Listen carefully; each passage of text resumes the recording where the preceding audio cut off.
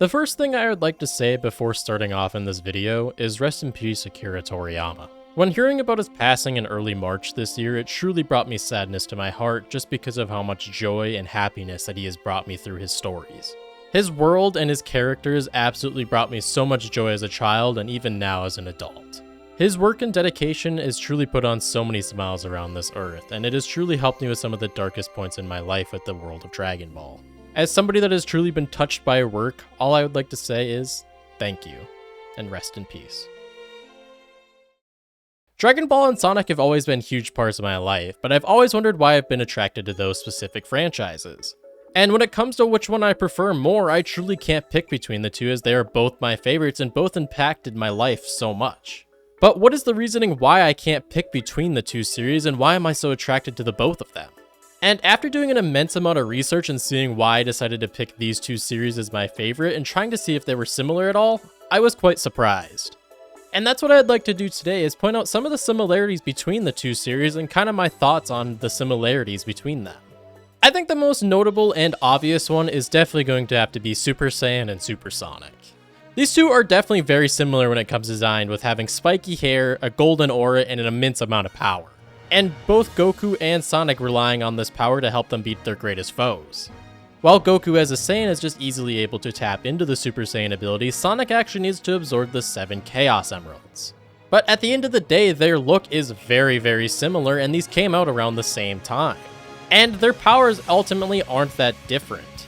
And you can definitely see that Sega took heavy inspiration after the Super Saiyan design for Super Sonic. And even some of the earliest drawings for Dragon Ball, you can actually see that Super Saiyan was intended to have red eyes, very similar to that of Super Sonic. And while that very well could have just been a coincidence, it very well could be that Sega decided to go with this design opposed to completely copying the Super Saiyan look and giving him blue eyes. That was until fast forwarding to 2023, where Sonic now has blue eyes in his Super Sonic 2 form. So, I guess there's really no hiding it now, huh, Sega? The next one being that there are 7 Dragon Balls and there are 7 Chaos Emeralds. While in the first Sonic the Hedgehog game there was only 6 Chaos Emeralds, they ended up later on switching that in Sonic 2 and switching it to 7 to match what the Dragon Balls were. And while their powers aren't very similar, they're kind of relied on for similar things. When times get tough in Dragon Ball, they always look upon the Dragon Balls. When it comes to someone dying, they wish him back, or even certain characters for wishing more power. And it seems like every time there's a suspenseful moment in Dragon Ball, the Dragon Balls are always there to help him. While you can say the same thing for that with the Chaos Emeralds as well, as every time the times get tough in those games, Sonic is always looking on the Chaos Emeralds to transform. Or even the other characters like Shadow in his own game or Adventure 2. We even see the likes of Silver doing it in Sonic 06 with the help of Sonic and Shadow. And that could definitely be the sole reasoning of every time it comes up in Dragon Ball, they took inspiration off of that. Another thing is that Yuji Naka, one of the 3 creators of Sonic the Hedgehog, actually worked on the Dragon Quest games. And if you don't know about Dragon Quest is a role-playing game that was created by none other than Akira Toriyama.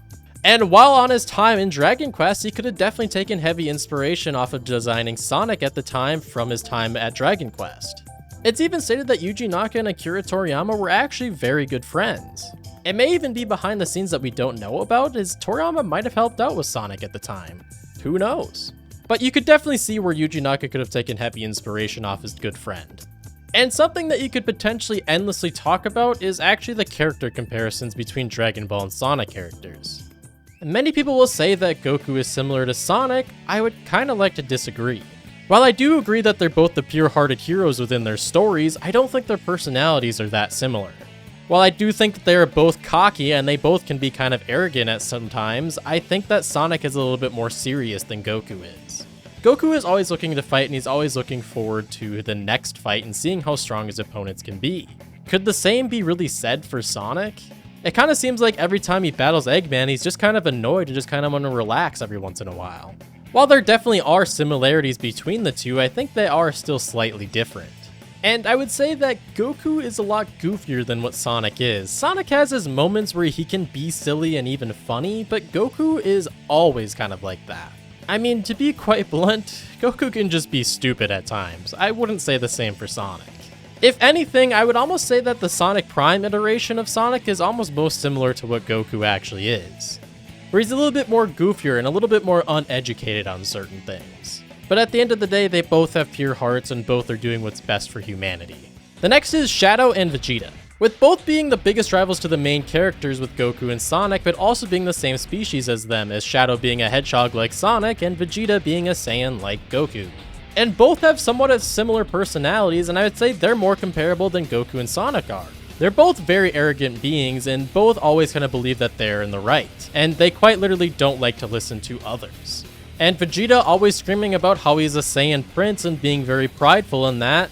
Shadow kind of does the same thing with the ultimate life form in Sonic Adventure 2. It kind of seems like every moment he gets on screen in SA2, he's talking about how he's the ultimate life form. And both of them down the road kind of changing in personality, but still kind of being true to who they are. Both of them are still very arrogant and very hard-headed. But they're a little bit more kickback and relaxed nowadays, with Vegeta having a family and Shadow kind of minding his own business in a lot of things. The biggest difference I'd really put between them is Vegeta is always trying to be better than Goku and always trying to bring the fight to Goku. And that's kind of his whole goal in the show these days, is just trying to be better than Goku and one-upping him. Shadow, on the other hand, I don't think really cares about Sonic or being better than him. Shadow just kind of does what he thinks is right, and that's kind of what he sticks with. The next one being the most obvious one in Silver the Hedgehog and Future Trunks. I mean, these two stories are almost identical, with both being from the future and being the last hero within that future, and traveling back to the past to prevent certain disaster from that, or potentially trying to fix their own futures by traveling to the past. And even in the game script of Silver's debut game, Sonic 06, it says, "Think Future Trunks," with Sega obviously stating here that he is taking heavy inspiration off of Future Trunks here.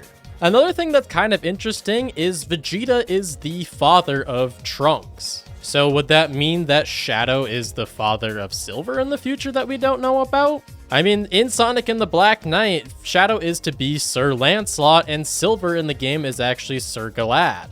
And if you don't know, in history, Sir Lancelot is actually the father of Sir Galad, which is kind of interesting. Is Sega trying to tease something here?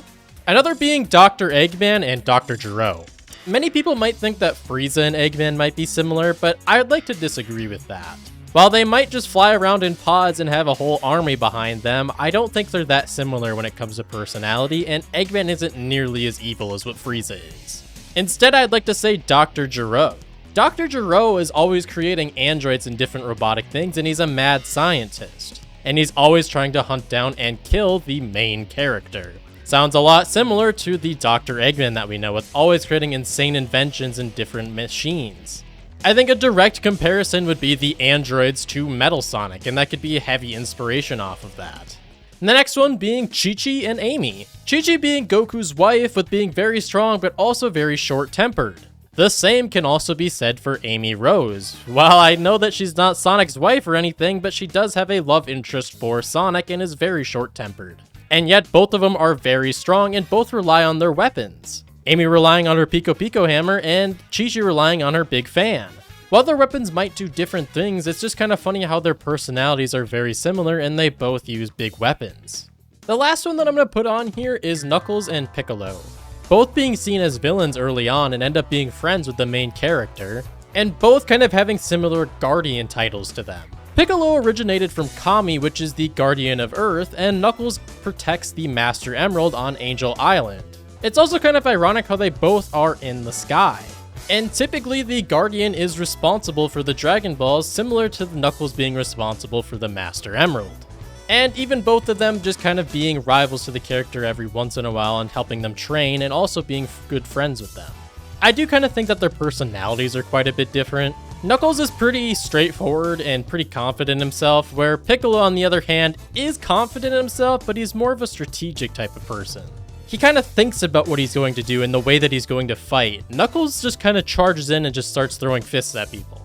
So while I think their personalities are kind of different, I will say their lives are very similar. And I could truly go hours on end comparing the two characters between both the franchises, but I'll just save you with those. And there's little things like the moon blowing up or the werehog being an inspiration off the great apes. There's a lot of different things I could potentially talk about, but I don't want to go over every little comparison that both of these series have with each other. The biggest rabbit hole that I actually kind of found myself falling into is many people claiming that Sonic is just a simple Dragon Ball ripoff. But I would like to say that that's not true. Dragon Ball and Sonic have extreme amount of similarities. I just listed a bunch of them. And there's even more that I'm sure that I'm missing within this video or just decided not to include. But I wouldn't say that they are blatantly just rip-offs of each other. I think that Sonic took very, very heavy inspiration off of Dragon Ball, but I wouldn't call it a copy or a rip-off at all. Sonic does great as his own thing, and so does Dragon Ball, and why do they have to be rip-offs of each other? Why can't we just enjoy both series for what they are? I mean, I, for one, am somebody that loves both series when it comes to Sonic and Dragon Ball.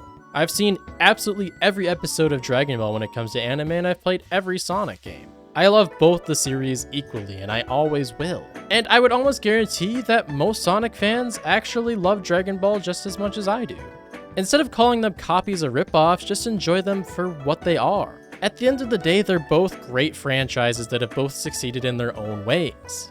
And they will both continue to exist as amazing franchises as a whole. But let me know what you guys think in the comments below. Let me know some similarities that you thought of while watching this video or that you just know off the top of your head. And don't forget to hit the like button and subscribe for more content, as it does help out the channel a lot. And I will catch you guys in the next video.